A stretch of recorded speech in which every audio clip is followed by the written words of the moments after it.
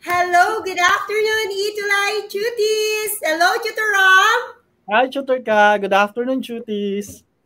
Yes, and welcome to Philippine Politics and Governance every Thursday, 4:40 to 5:20 p.m.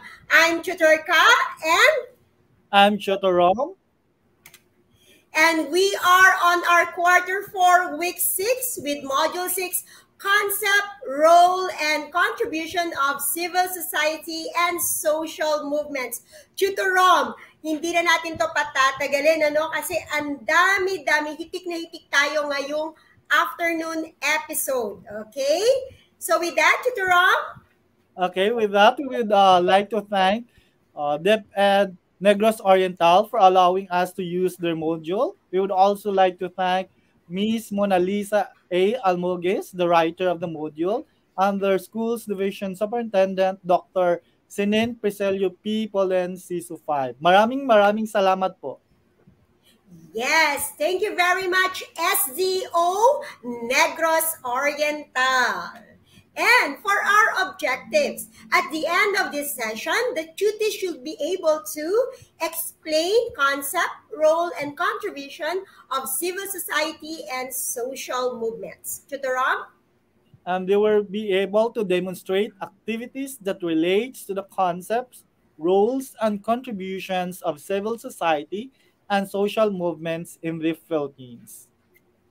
And display positive vision on the importance of having a strong civil society. But before we continue, we would like to say thank you very much sa lahat ng ating Itulay Cuties na hindi bumibitaw sa atin every Thursday. Tama ba, Chutorom? Choterka, no? Ang dami na nating mga taga-subaybay na mga chutis, Choterka.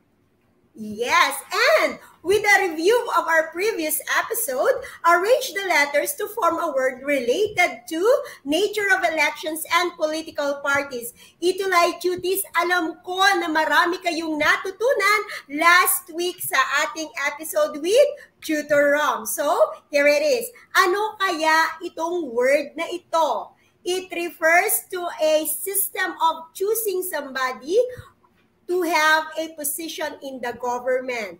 Ano kaya ang tamang answer, Tutor Rom? Okay. Ang sagot ng ating cutie na si Renz Givers, sabi niya, elections. Is that elections, Choterka? Tingnan nga natin. Tama siya. It is elections. Okay. By the way, hello, Renz Giver, our Tutie Hall of Famer. How about this?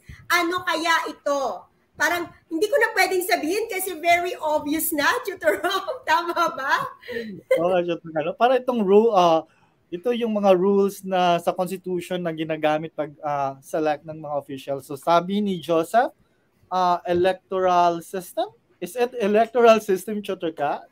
Tingnan natin kung correct. Yes, it is electoral system. Next one. Ito, medyo mahaba-haba, Tutor Rom. At katatapos lamang nito during our election. Tama ba, Tutor Rom? Oo, Choterka. Marami tayong binoto o maraming tumakbo dyan. So, tingnan natin ang sagot ng cuties na. Sabi ni Enrico, party list system. Is it party list system, Choterka? Sabi ni Enrico, party list system? Correct. Okay, next one. This one. Ano kaya? Ito tayo, tama ba, Tutor Rom? Ito tayo di ba? Yes, tayo yung mga voter. Ano kaya voter. ito? Ano kaya ang tawag sa atin? Sabi ni Renz Giver, electorate daw. Electorate ba ang tawag sa atin, Choterka? Tingnan natin kung tamang sagot ni Renz Giver. It is electorate. And last, what is it? Naku, ito pa. Parang ano kaya ito, Tutor? Type ata to ng electoral system. No? Parang it is a classification of election. So, sabi ni Joseph, second ballot system. Second ballot system ba yan, Choterka? Tingnan natin kung tama si Joseph. It is second ballot system. Okay. Congratulations sa ating mga Itulay Cuties na nagpa-participate actively every question and answer portion ng ating episode. And with that, Module 6, Concept, Role, and Contribution of Civil Society and Social Movement. So, civil society, it refers to those non-state, non-profit, voluntary organizations in the social sphere. It is the third sector of the society along with government and business. But by the way, before we say civil society, saan ba nanggaling and nag-originate ito? Sa Pilipino kasi, it originates with the concept of pakikipagkapwa, di ba? Yung holistic interaction ng bawat isa sa isang komunidad. It is a voluntary assistance or charity connotes for Filipinos in an equal status between the provider of assistance at yung recipient, di ba? So it's society. Bakit society? It is defined as a group of people living in a community or an organized group. Kaya nga, civil society, napaka-importante nito sa ating lipunan. And with that, Tutor Rob? Okay, these are the characteristics of a successful civil societies. First, separated from the state and the market. Second, formed by people who have common needs, interests, and values. Third, developed through a fundamentally indigenous process that is not easily controlled from the outside. Yun po ang tatlong characteristics ng civil society. Tutor ka?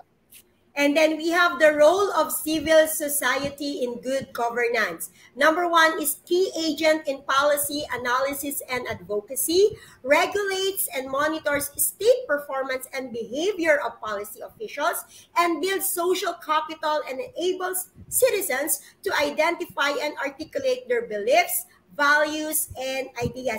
Dito, Tutorom, di ba, pumapasok sa civil society and good governance, yung diniscuss natin before ng quarter 1, yung ideologies, tama ba? Yeah, political ideologies. And then we also have mobilizes, particular in development work to improve the well-being of its own and other communities. So, Tutorom, types of our civil society organizations, we have the religious COS, okay? So they are more or less linked to a given religion and they act following a religious precept. Their fields of intervention include education, health, emergency relief, and basic needs assistance. Example of it is the Red Cross. Kaya nga pag nakikita natin yung mga relief goods, pag may mga disaster, yung Red Cross, yung Philippine National Red Cross ay naandoon to support, to give their services doon sa mga nasalanta ng bagyo o kung anumang disaster na meron tayo. Tama ba, Tutor Rom? Yes, Tutor ka. No? Parating nandyan yung Red Cross.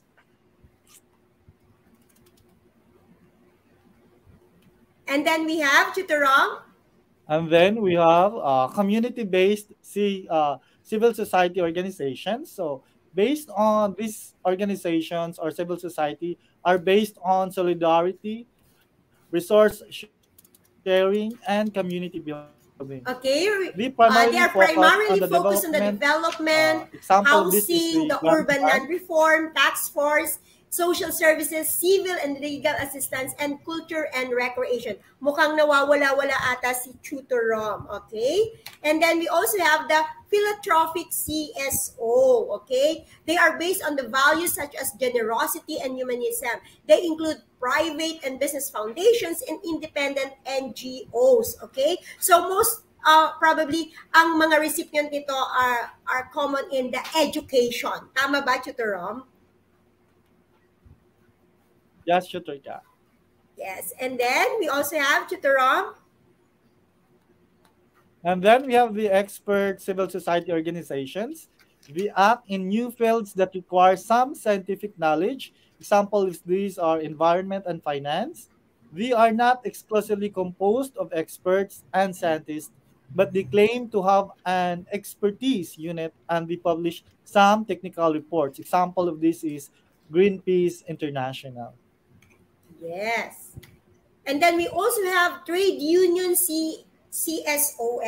These are the labor and worker associations which promote workers' interests. The Philippines is also home to trade unions like the trade union TUCP, what we call TUCP. Sila yung regarding with the labor concerns ng ating mga laborers dito sa Pilipinas. And we have also Chutorom. And then we have also the trade unions. We have also the business civil society organizations. These include business and industries NGOs, or we commonly call them bingos, which defend a given firm's or industry's interest. Larger corporations often have lobbyists who will monitor and promote various laws and programs for the specific interest of the corporation. Ano pa ba ang mga iba't Okay. ibang classification, Tutor Ka? Yes. And then we also have the government-oriented CSOs. Okay? Ito yung mga sinasabi ni GONGOS. Okay? Go NGOs are independent civil organizations which are more or less influenced and controlled by national authorities. Okay? And we also have the types of social movements. Okay?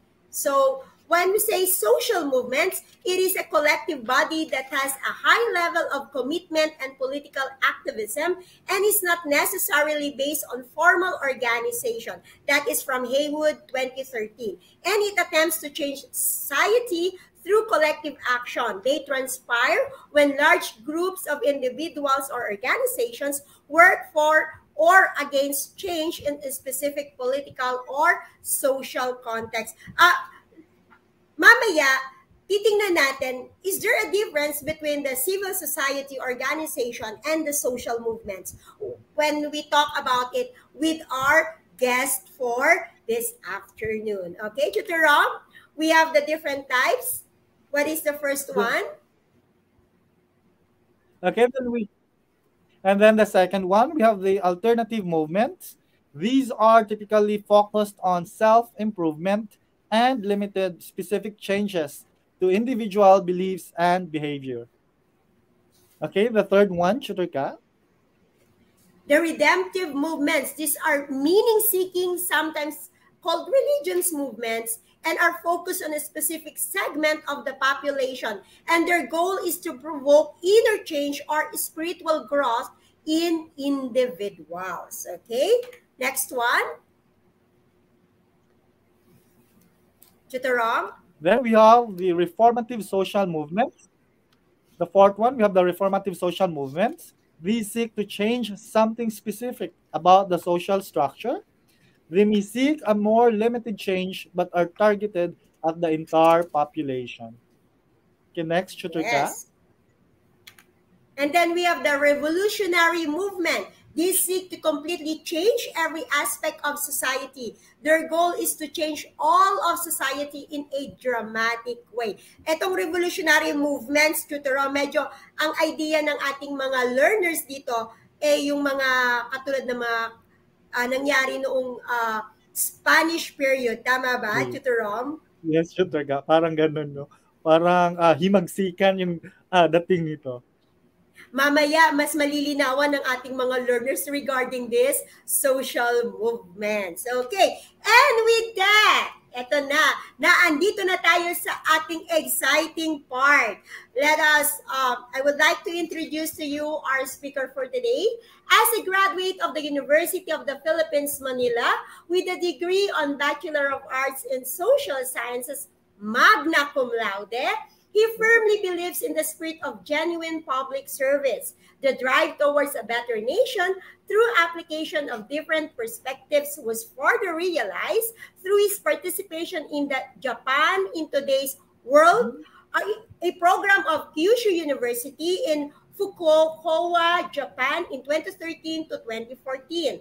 Realizing that education is the field where he can make the most difference, he took the licensure in teaching with a grade of 87.4 and was conferred with Master of Arts in Innovative Education in 2020. He has intended to serve through the best of both worlds in the field of education. both in the academy and in the administration. He taught in the Higher School of University of Makati from 2016 to 2019, became an administrative officer of the Planning and Development Center from 2019 to 2021, a part-time professor of College of Arts and Letters for academic year 2020-2021, and currently a full-time professor of the College of Education. As of the moment, he is taking up doctorate in educational management to perpetually hone his effectiveness to the public sector that he has pledged to serve. Itulay learners, let us all welcome in our episode, Professor John David Aison. Andyan na po ba si Professor Yes po. Aison? Tutor Ka, thank you for that introduction. Hello, Tutor Rom, good afternoon po. Good It's been afternoon an po, honor Professor. to be here. Actually, I always see Itulay on my news feed. So, iniisip ko, ano ba yung Itulay? Iniisip ko, is this an online class at requiring the students to attend, especially in basic ed? Or is another bridging program for us to hone or at least reach the students, no, na kailangan pa ng pagkatuto talaga sa ating mga modules? And it is quite an experience and an honor to be here, no? And of course, to the best of my abilities, I will serve the public, no? I will serve the people, no? Ako po ay laking gobyerno from my elementary to high school to college. So, I think nasa dugo ko na yung paglilingkod sa bayan, di ba? Kaya yun lang po. Ma'am Ka, should I be the one to speak na tuloy-tuloy? Okay, Yes. Sige po. okay, good afternoon po, Professor David. No? Isa ka Afternoon. talagang scholar ng bayan. So gusto lang namin i-enlighten mo yung mga duties namin about civil society and social movements. So may mga katanungan lang kami. So how did social movements influence the ideologies of the people? Thank you for that, Tutor Rom, no? Actually, kung paano ko magturo, ina-apply ko, pina-personalize ko palagi sa mga bata para maintindihan ng gusto. Una-una, if we talk about social movement, alamin na natin yung dalawang words, social. It's about the society, it's about the people, it's not about you alone. And movement. What do you mean by movement? Gusto ko lang patandaan nyo, when we talk about movement, di ba, the root word is move. So when you move, you change position, you change location. So when you move, di ba, we have a social movement for our society. What we intend to do is for us to move for a reason. Gusto natin magkaroon ng, maaring may gusto tayong baguhin, or maaring there's something wrong that we want to change. So, but take note, not all social movements are justified. We have to remember that. Kung susumahin ko po, no, sa mga, kung maaari itatanong to later, pero we have to take note. Let's be honest, no, I'm from the University of the Philippines, so marami nagsasabi na nagrarally po yung mga tao, which is given po yun, especially for the state universities and colleges. Ako po, ang pinakasukatan po, we have to remember, pinakasukatan po ng isang maayos sa social movement, okay, or isang maayos sa civil society, unang-una po, wag na tayong lumayo. Kapag nasusunod niya po yung mga inatang or mga sinet na standards ng batas, yun na po yung una. Unang filter natin, nasagot po yun. Sinusunod po ba nila yung batas? Wala ba silang ginawang mali na sinasabi ng batas na ipinagbabawal? That's our first clue. And then let us hear these movements of what they intend to do for the society. Nabanggit nga po nila Ma'am Ka at Tutor Rob kanina, yung mga revolutionary, di ba? Kung radical, yun na yun. Kung reformative, unti-unti, pero lahat nadadamay. That's the point of social movement. If we are gonna have changes in our society, it should be for the better. And if it is for the better, then social movements are doing well. That's the first thing that we have to understand. So paano po ba nito nababago? Bakit may kinalaman ng ideolohiya sa social movement? Simple lang po. In terms of humanities and social sciences, wag na tayong lalayo. Kultura, di ba? May pinapanindigan tayong kultura, may sinasabuhay tayong kultura ngayon na tuwan-tuwa tayo kung bakit natin ginagawa. Araw-araw nag-decide tayo, hindi ako magnanakaw kasi mali ito eh. Magdadasal ako sa umaga kasi ito yung tama. And sooner or later along the way, habang tumatagal, pinanindigan na natin yun. And we are happy doing it.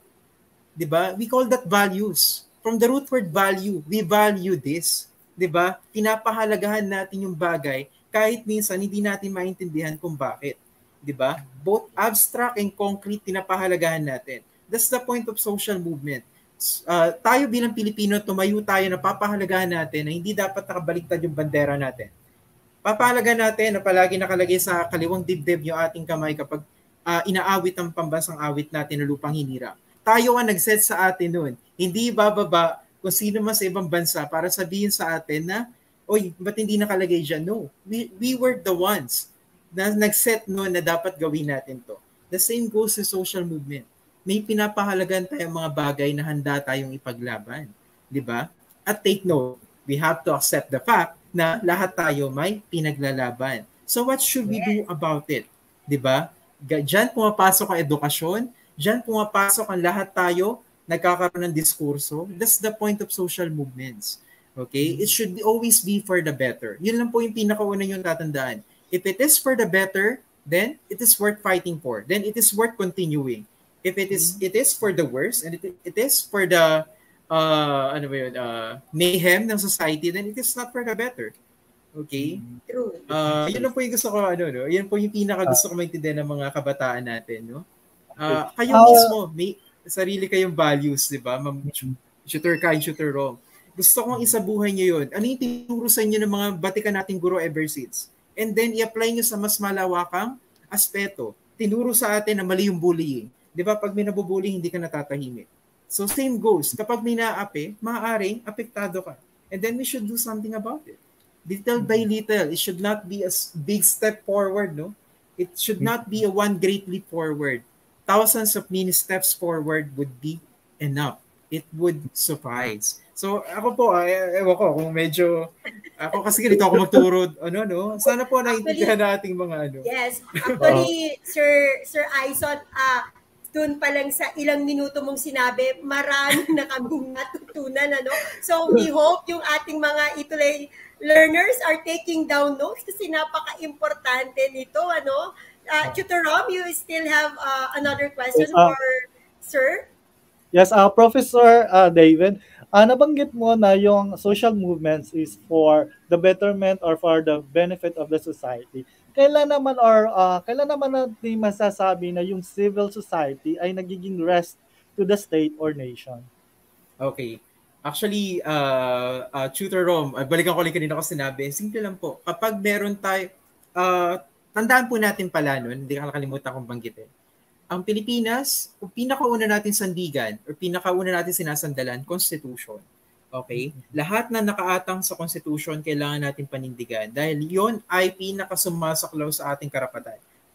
Karapatan pantao, anything na may kinalaman sa ating overall welfare, Constitution po. And then yung mga batas na naka-angkla dun sa Constitution, yun yung mga pinaghihirapan ng ating senators, yun yung mga pinaghihirapan ng ating House of Representative members. Okay? Kapag wala siya doon, automatic po yun. Kapag may natatapakang karapatang pantao, automatic po, may mali sa quote-unquote social movement or civil societies natin. Minsan, madalang mangyari, pero bibigyan po natin lahat ng nandito ng example. Huwag na po tayong lumayo. Naririnig niyo po before yung mga tinatawag na mga neo-Marxist groups, no? Yun po yun talaga, kung hindi makikinig sa akin ng gobyerno, gagawa ko ng paraan para makinig sila. The form of what? Diba? Especially in other nations na talagang lantad ang diskriminasyon. May mga talagang kapag iba yung kulay, tinotorture. Kapag iba yung kulay, nadidiskrimin na. Kung di man pinapatay, sinasaktan. So, para sa kanila, ito po ang pinakatatandaan natin. Lahat ng bagay po ay tinatawag nating double-edged sword, no? Kung sa mga kabataan natin, kung naintindihan nyo ibig sabihin yan, lahat po ng maaaring ilagay sa kamay natin, pwede natin gamitin sa kabutihan or sa kabaliktaran nito. Take note, and even power. Okay? Kapag nilagay tayo sa isang sitwasyon wherein, for example, maaaring marami tayo at lahat tayo nagkakasundo ng mga pinaniniwalaan natin kasi mali sila eh. Kasi puti ako, itim sila, dapat etc. Paano kapag hindi na-check yun? Ito po yung tatandaan natin. Kapag yung mga ganitong klaseng paniniwala ay hindi natin nabantayan, delikado po yun. Diyan po pumapasok ang kalagayan ng edukasyon. Kaya po ako nag-education eh. Doon ko po nakita na kapag simulat sa pool, di ba? Hindi, kahit wala na yung mga teacher sa harap ng mga estudyante, ginagawa pa rin nila yung tama. Hanggang sa dulo gagawin nila yan. And what more kapag nabigyan sila ng pagkakataon na mag-meet, pag-usapan ano yung tama, ano yung mali. Kapag wala nakatingin, anong gagawin ko? The same goes with social movement. Paano kapag marami sa isang community, marami magkakasama at naaapeyo na marginalized yung onte. So, paano kung wala naman nagbabantay sa kanila? Ayoko, yung pinaka nakakatakot ko pagdating sa yung binabanggit natin social movement. Hindi porket tinatawag natin social movement, may pinaglalaban, ay tama na. We have to check that. Dapat magkasundo tayo. Handa tayong maghintay na isang taon na nag-uusap at lataglas sa lamesa kung para sa gagawa tayo ng desisyon na ikakasama naman ng iba na hindi naman natin may babalik pa. Okay? At the end of the day, hindi natin mapipeaceful lahat. Pero ang pinakamahalaga, especially sa ating kabataan, unang-una, yung mga tinuro sa inyong values sa mga ating mga teachers and tutors, naintindihan po ba talaga natin? Naisasabuhay ba natin? Or sadyang isusulat mo lang na ito ay tama, ito yung mali sa loob, sa isang papel, and that's it. I think that's not the point. I want you to realize na kapag gumising ka sa umaga at hindi ka nagtapon kahit saan, at kapag naka-red pa yung signal ng pagtawid, at hindi ka tumatawid kahit walang dumadang kotse, at kahit wala ka nakakitang tumawid ka o hindi, you still do the right thing. That's the point of social movement. Paano ka makakagawa, paano ka makaka-inspire ng mga tao to believe in you and to move forward with the people that you want to fight for. Kung sa sarili natin, hindi natin kaya paglaban yung mga ever since na itinuro na sa atin.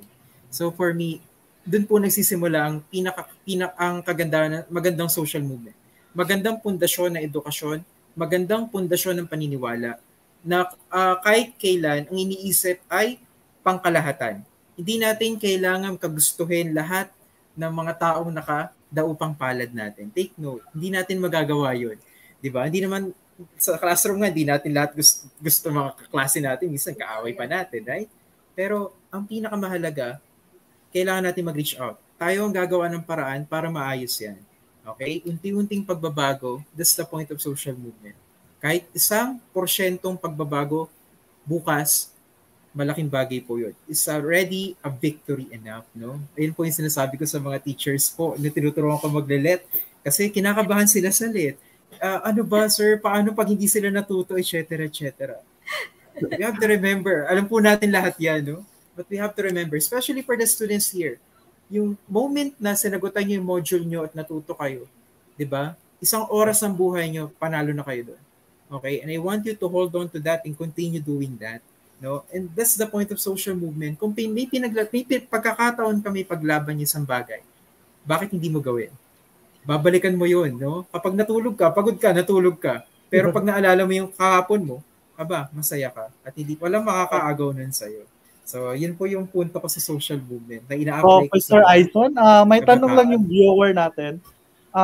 Yung viewer natin, Mr. Antonio Maipa, yung tanong niya, as an educator, ano pong advice po ninyo sa mga kapwa po nating mga guro and parents on how we can intensify values formation, especially sa ating modern setting ngayon? Okay po. Alam niyo po, to be honest with you po, ako, sinasabi ko sa mga aking students sa kolehiyo ng edu, tanggalin muna natin yung papel na yan. Tanggalin natin yung papel na tinuturo sa inyo kung ano yung tama at mali. I want you to think on your own. Diba? Simula ngayon, kapag dumating yung panahon na kayo ni magtuturo, yung tinuturo nyo ba sa kanila ay ginawa nyo rin before? Ganun lang po yung sinabi ko. Ganun lang po. Kapag nakikita ng mga estudyante, pero I'm sure naman po, no, nakikita yun sa inyo. Pero kapag talagang nakikita ni estudyante kung ano po yung sinasabi natin sa kanila, at yun yung pinapakita natin, whether nasa loob tayo ng classroom at labas, habang buhay po nila yung paglalaban yun. Kapag naturo po, ito po yung sagot ko dyan, sir. Ako, honestly, kung may motivation po, hindi po ako nagko-concentrate sa extrinsic. As in, tinatanggal ko po yung extrinsic motivation. What do I mean by that, sir? Tinatanggal ko po yung aspeto ng takot sa mga bata or even reward system, minsan lang. Kasi gagawin ba ng bata ito na may kapalit or dahil takot sila? So kapag ginagawa po nila, yes, nagawa po. Ako naniniwala ako, nagawa po. Kung outcomes-based, nagawa siya. Pero paano kapag nawala na yung presensya natin? Diba? Paano pag wala na nagbabantay? Bibitaw sila eh. Pero ang tinuturo ko po sa kanila, gawin mo to because you know why you're doing that. At kahit wala kami, gagawin mo pa rin siya because you know bakit mo siya ginagawa. At ipaglalaban mo yan because alam mo kung bakit mo pinaglalaban yan. Okay? Ako po sir, ganun po. Ganun ako makipag-usap sa mga bata habang nagdi-discussion dito sa mga reformative organization, revolutionary organization. Diba? Ganun lang po. Diba? Ako mismo, sinasabi ko sa kanila, hindi ako perfecto bilang professor. Minsan natututo pa nga ako sa inyo. And I want to hear it from you. Diba? Lalo sa humanidades po, ang pinakausapin natin, diskurso. Napakasarap po sa PB. At bilang mga Pilipino na mahilig sa mga marites, let's be honest, diba? Parte na yan, hindi na nawawala sa kultura. Ganun po, ayun yung, ako sir, yung ano po, yung nagtanong po sir, no? Para sa akin, sir, ang style ko, gawin mong pakwento yung turo. Kasi pag iniisip nila, ano ba yung turo, magkakabisa ako. Pero pag pakwento, naalala na, ay, di ba yun yung nakwento ni sir? Para kakatawa yun pero naalala niya, ganun pala yung nangyari nung panahon ng Espanyol, no? Akalain mo yun, di ba? Ganun pala yung nangyari nung panahon ng Amerikano. Tinalo nila ng Espanyol ng ganun-ganun lang. Tagal tayo those are the things. No, i-personalize po natin yung learning. Involve po natin yung mga bata. Tanungin natin sila, kung ikaw ay nasa posisyon, what would you do? Okay lang kahit anong sagot mo tama at mali. Kaya nga tayo nasa school para ayusin natin yan. Opo. Pero huwag ka matakot kasi it's on you. I want you to take accountability and responsibility. And then I want you to be proud kapag dumating yung time na nandun ka nasa punto ka na you did the right thing. And it takes time. It takes so many processes. But isn't that the point of education? It's a matter of mini steps talaga, thousands of mini steps forward in order for us to hone the students. And I hope nasagot ko yung tanong. Actually, marami pa po sana kaming katanungan sa iyo, Professor Aison. Kaya lang, we're running out of time. Sana meron pang second episode. Magre-request po tayo niyan for the next academic year.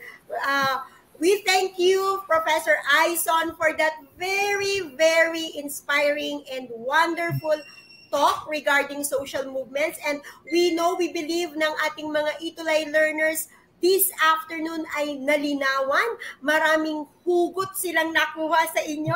And we would like to thank you for accepting our invitation. At sana po, ma-invite pa po namin kayo sa mga susunod pang episode. And with that, we would like also to acknowledge Professor Gerald Abergos dahil siya po talaga ang naging tulay para mag-guest po namin si Professor John David Aison. With last word po, Professor Aison, what would you like to say to our learners for today? Para sa akin po, sige, total we're talking about ideologies. I will tell you my ideology. So sir, yung nagtanong, ako, araw-araw ito po ideolohiya ko. Narinig ko sa isang bayani ng Japan, no? Because I've been there and may isang bayani po doon na tumatak sa akin. Sa lahat ng bayani siya yung tumatak. Pangalan niya Chione Sugihara. Pag natandaan yung pangalan, pero sabihin ko po sa inyo kung bakit tumatak yun. Simple lang po. Nasabi niya kasi, do what is right because it is right and leave it alone. Tumatak po sa akin yun. Kapag gumawa ka ng tama, kalimutan mo niya. Kasi, unang-una, may special ba sa paggawa ng tama? Di ba dapat normal na yun? We're talking about norms here. Kapag naging normal na ang paggawa ng tama, yung normal na yun ang magbubunga ng sobrang laki pa. And then yung binunga na sobrang laki, magiging normal na rin siya. If you leave it alone, pag hindi mo kailangan sabihin sa ibang tao na gumawa ka ng tama. Because they will feel it kapag talagang namutawi yung ginawa mo para sa kanila. That's why we're here as teachers, no, nagtuturo. No? Maaring stress kami, maaring may pinoproblema pa mga papers and yet nandito pa rin sila. And then matutulog sila, maaring hindi nila maalala lahat ng estudyante nila. Pero still, namumutawi sa kanila na yung ginawa nila yung nararapat para sa inyo lahat. And for the students, huwag kayong matakot gumawa ng tama. Dahil at the end of the day, yun ang pinaka magpapaalala sa inyo kung gaano ko kayo kabuti at kalakas bilang tao. So with that po, and lastly po, mga tutors po, no, kahit hindi na po ako maging guest, don't worry. Pero honestly, natuwa po ako sa programa na to. I want to contribute to this in my own, kahit at the background lang. And I will coordinate with Sir Gerald and Tutor Ka. And of course, to the other tutors as well. Thank you po. It has been an honor. And para sa bayan po lahat ng to. God bless po sa inyong lahat. Thank you.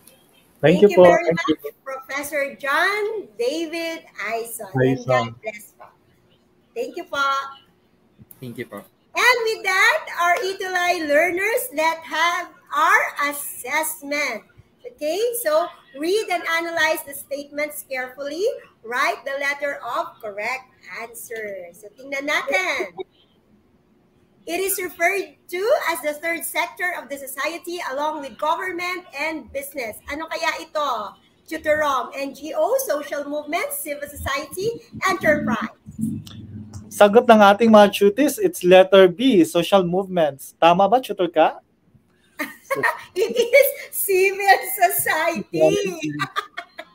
Next, tingnan natin. It is considered a social sphere independent from both the state and the market. A, social movements. B, government. C, civil society. D, business. Ano kaya, Tutorom, ang answer? Sagot ng ating mga tutis, it's letter B, government. Tama ba, tutor ka? Yes, it's government. And the last one, which of the following is not included in civil society organization or CSO? A, organization. B, networks. C, associations and groups. D, none of these. Tutorom, ano po answer? Sagot ng ating mga tutis, it's letter D, none of these. Tama ba, tutor ka? Letter D? Gotta see? Very good. It's letter D. And with that, we are your humanities and social science tutors. We would like to say, Diyos mabalos sa Indogabos. Daghang salamat sa inyong tanan. Laging tandaan, kayo ang best tuwing Webes. I'm Tutor Ka, kaalaman, karunungan, kapakipakinabang sa iyong kinabukasan. And I'm Tutor Rom. If you want to learn, just roam around. Up next, we have Pulso ng Kabataan with Tutor Janine and Tutor Edson. Paalam. with that, we'll say paalam.